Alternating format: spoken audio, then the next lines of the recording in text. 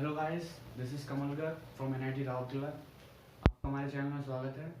आज की video only based है क्लास 10 सिलेबस पे, mean CBSE based class 10 syllabus based on CBSE pattern. So हमको सबको पता है, मीन्स मैथ्स का पेपर 100 नंबर का होता है, 100 मार्क्स, और उसमें 80 नंबर थ्योरी के होते हैं which is conducted by the CBSE, and 20 marks internal assessment means college वाले देते हैं which is you can say TA marks. So CBSE के अकॉर्डिंग जो मैथ्स का सिलेबस है वो पहले 7 यूनिट में डिवाइड है, जिसमें पहली यूनिट है नंबर सिस्टम्स, सेकेंड यूनिट अपनी है algebra, third one is coordinate geometry, fourth one is geometry, fifth one is trigonometry, sixth one is mensuration,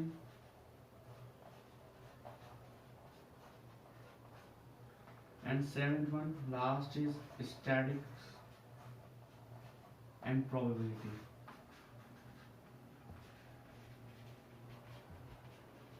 So whole math syllabus for class 10th is divided in this 7 units. Then we can see कि इन 7 units में marks का भी डिवाइडेशन है, किसके लिए ज़्यादा marks हैं, कौन कम मार्क्स कंसिस्ट करता है। मार्क्स जानना इसलिए ज़रूरी है कि हम उसी के अकॉर्डिंग उस चैप्टर पे ध्यान देंगे। मींस अगर कोई चैप्टर ज़्यादा मार्क्स यूनिट ज़्यादा मार्क्स कंटेन करती है तो हम उसको ज़्यादा पढ़ेंगे, मींस रिवीजन ज़्यादा करेंगे, क्वेश्चन ज़्यादा करेंगे। तो नंबर सिस्टम मार्क्स कैरी करते हैं 6 marks, total 6 marks, algebra 20 marks, coordinate geometry 6 marks, and geometry 15 marks, trigonometry 12 marks, mensuration 10 marks, statistics and probability 11 marks. So we can see that algebra is containing most marks, means 25% of the paper is come from algebra pattern, algebra side. So हमें algebra पे ज़्यादा ध्यान देना पड़ेगा क्योंकि इसमें 25% marks हैं। अगर हम इसको कंप्लीट कर लेते हैं तो मीन्स, और ज्योमेट्री को कंप्लीट कर लेते हैं, दोनों चीज़ को मिला के हम पास हो सकते हैं एग्जाम पे। मीन्स इन दोनों टॉपिक से 35 मार्क्स कंटेन करते हैं। अब नंबर्स यूनिट्स डिवाइड हुई हैं चैप्टर्स में। सो हम देखते हैं जो यूनिट नंबर 1 है नंबर सिस्टम, तो उसका चैप्टर नंबर 1 है real number, and algebra which is unit second. तो इसका चैप्टर है, इसके 4 चैप्टर हैं। First is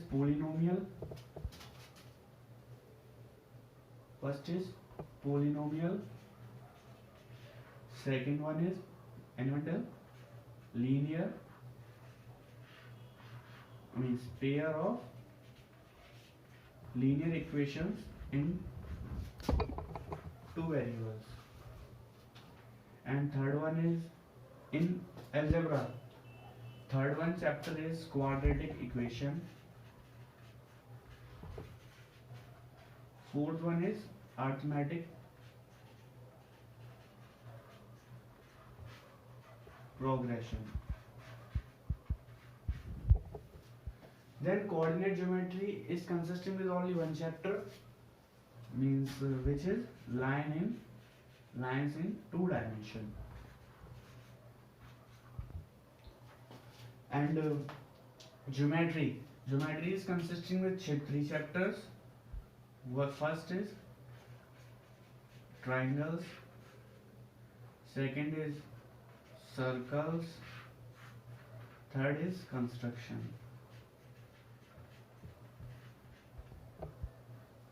So we can see that trigonometry is also consisting with 3 chapters. First is introduction to trigonometry, second one trigonometric identities.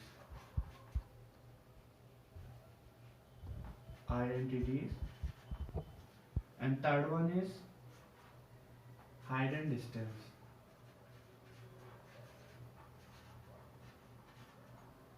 Mensuration. Anyone knows mensuration?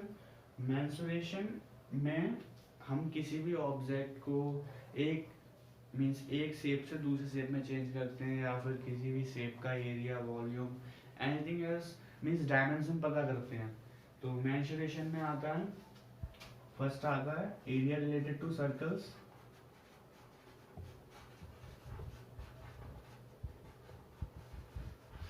And second is surface area and volume.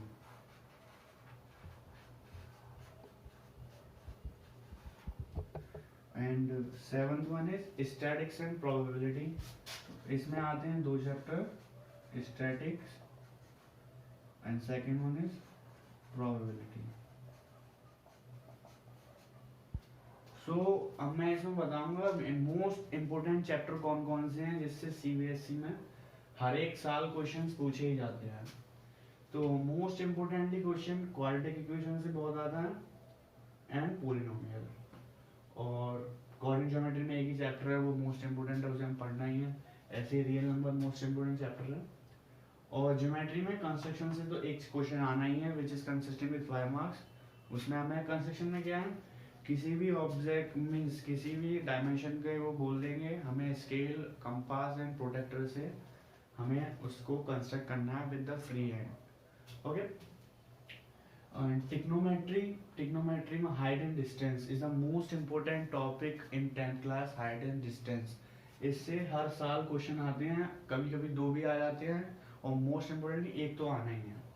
And mensuration में surface and area and volume से हमेशा minimum 2 question पूछे जाते हैं board के paper में.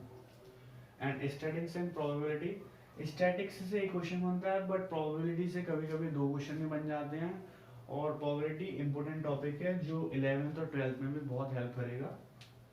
So this is the syllabus for class 10th based on CBSE. So guys, this is a whole syllabus pattern, means which chapter. So we can count how many chapter in 10th class. 1, 2, 3, 4, 5, 6, 7, 8, 9, 10, 11, 12, 13, 14, 15, 16. So in the NCERT book there is 16 chapters for class 10 based on CBSE. So the total marks is 80. सो हमने syllabus देख लिया class 10 का CBSE पे based.